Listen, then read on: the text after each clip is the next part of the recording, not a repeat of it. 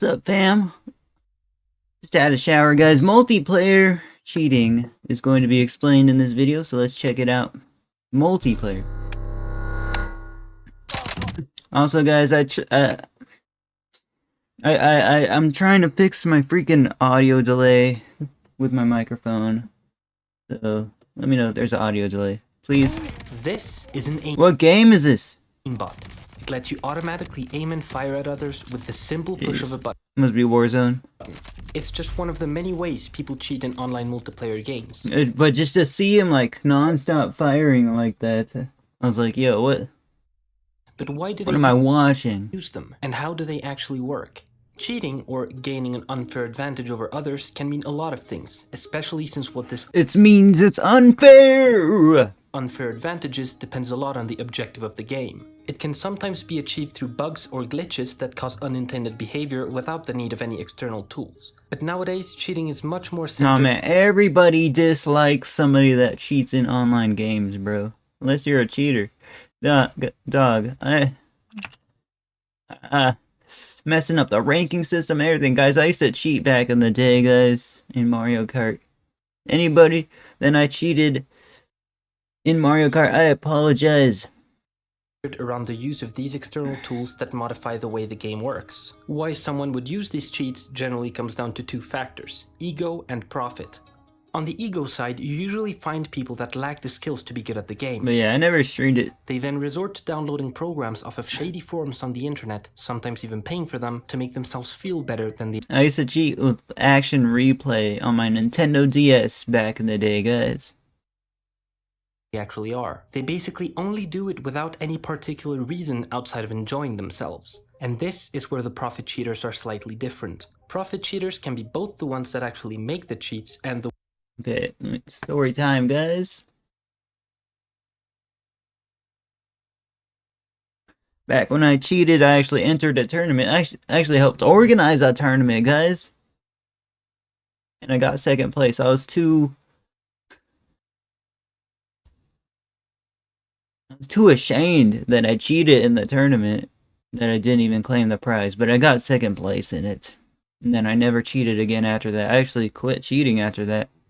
I was like, nah, man, it's not for me. Unethical, guys. the ones that use them for profit. Looking at games with millions of players on a daily basis, if Wow, Fortnite just knocks everybody out of the water, doesn't it? a cheat that people were willing to buy was licensed for like $10 a week, that can quickly turn into massive amounts of money for its maker, even Occasionally I'd be seeing some like TikTok live streams where they'd be cheating on Fortnite, man. with a tiny percentage of players using it. But the way people that use these cheats make money is a bit different. Every game has some sort of boring, repetitive task to get things like levels, in-game currency, items, skins, and basically anything that can be obtained by playing the game for a long time. What these people then do is get these things as efficiently as possible thanks to the cheats they're using to then sell them in online marketplaces. Like they're mining Bitcoin, guys. Marketplaces where millions of dollars worth of virtual goods are sold on a weekly basis, the most common ones being accounts and in-game currency. Let's take League of Legends accounts for example. If you give people a choice between playing around 150 hours or paying $10 for a level 30 account, Bro, most people you know what I mean? You know what I mean? would choose to pay. And Why waste the time to grind for something that you might not need to, guys? Why doesn't League just offer the purchase themselves to level up? since companies are losing money because of cheaters having better offers, it's in their best interest to be as discreet as possible to not get caught and have their methods patched. Which is why the word cheater probably reminds you of someone flying around the map and not the basement operations full of computers cheating for profit. But how I think he's talking about like botting, guys. do these cheats actually work? The programs that people use to cheat basically classify into three categories: bots, mod menus, and network hacks. A bot refers to a program that automates something. Let's say you had a mission where you had Alright. We know the most about bots, guys. We play RuneScape here and there, so to walk from point A to B, and every time you walk back and forth, you get points. The simplest type of bot, a macro bot, repeats a simple set of actions. So for example, pressing right to move to point B and then left to go back to A, which can then be repeated infinitely after being recorded once. The problem with this kind of bot is that it relies I feel like a bot that works for YouTube or something. Excuse me.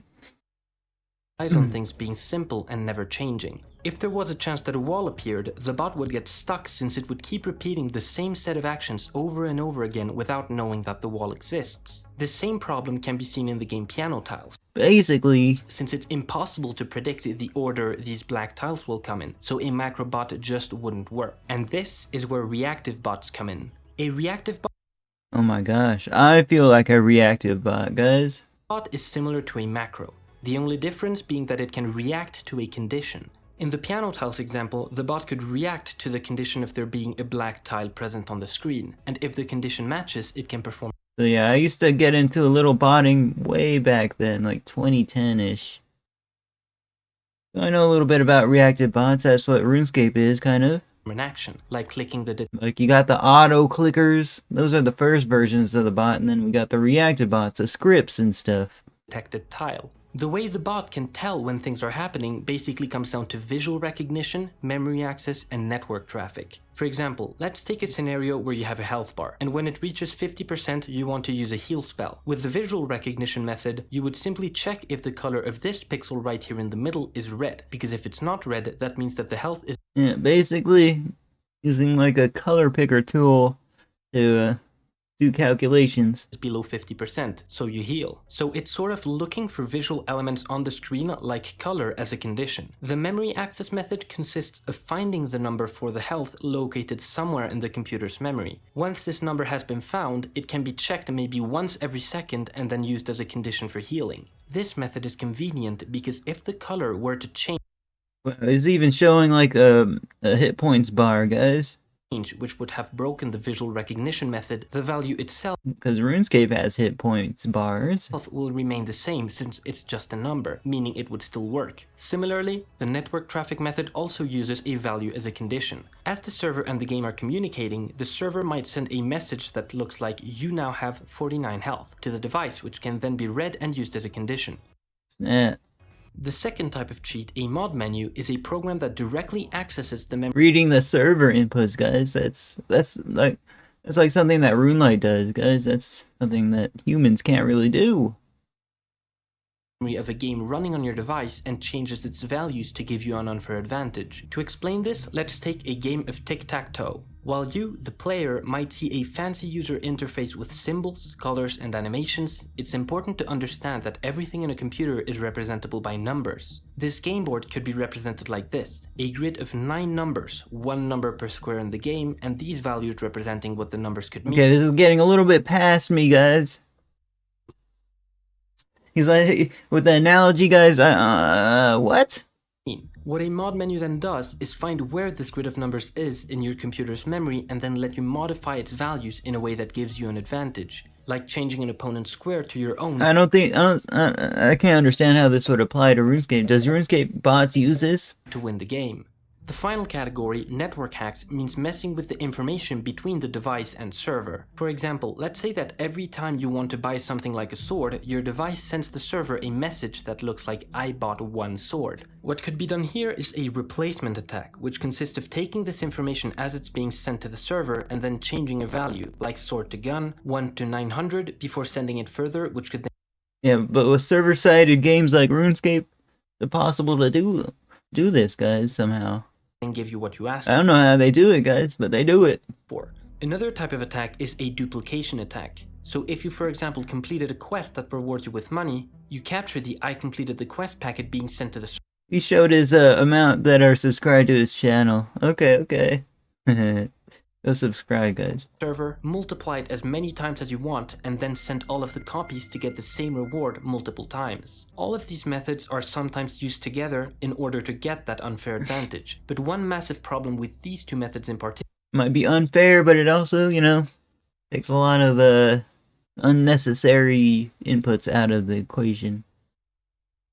Provided this is not used for in-game cheating. particular is that they often do not work. And for that, you need to understand that multiplayer games have something called a server, which is why you get the pop-up asking you to connect to the server when trying to open them without an internet connection. A server is basically a place that the game connects to that receives and sends information. It also stores some of this information like levels, money, and items. The most important thing to Dang, bro, so the server has all that stuff, not us, the server. understand is that the value on the server cannot be directly changed or That's why in their fine print it says our RuneScape accounts are Jagex property. accessed, and whether a cheat works or not will depend on how it's programmed to work. When the game is opened, it needs to know things like how much money you have. And since this information is stored on the server, a copy is created and sent to your device. This means that the information now exists twice, the original on the server and the copy on the device, meaning that even if the device's copy was modified, the server will still have the original value. Let's say that you currently have 100 coins and you want to buy a sword that costs 500. Both the server and device currently say you have 100 coins. If you were to use memory modification to make your device think it has 1000 memory mods, guys. So the people that bug abuse or like find bug abuse things, they be kind of doing stuff like this. coins and then buy the item, Somehow figuring out how to do this, but not actually doing it. I don't know. want to buy one sword message would be sent to the server. As this message is being received, two things can happen. In the first case, the server is going to simply assume that the information coming from the device is always correct. This means that it will allow the purchase of the sword. In the second case, it's going to double check how much money you actually have on the server's database and then see that you don't have enough to buy the sword, meaning that it's going to fail. This concept of checking whether what the user sent is correct or not is called validation. It's the thing that makes sure you write an email with the @ and an extension at the end. But as games are becoming larger and larger, it becomes increasingly more difficult to make sure that that's all I could check really as well. Every aspect of the game is properly secured and validated. And as long as people are willing to pay, someone will eventually figure it out. Yep. This video is sponsored by Brilliant. He made no mention of how MMOs are saturated, but he did with the visual at the end there, showing the price of WoW Gold. Learn more about how computers work with interactive quizzes that have graphical explanations to better help you understand what you're trying to learn by actually doing it. They offer hundreds of different courses for maths, physics, and my personal favorite, computer science. Get I actually I like this. Wait, what is this? 20% off an annual subscription. Brilliant, guys. Check out Brilliant as well, man. Like, comment, subscribe. Check out Keon Bros in the description. Look how simplified you made this for non-gamers. Yeah, very well done video. Definitely deserves almost 1 million views. I will see you guys in the next video. Really nice animation. Yeah, I wish I knew how to do animations like this. It'd probably take years of video editing experience to do stuff like this. Alright, see you next one.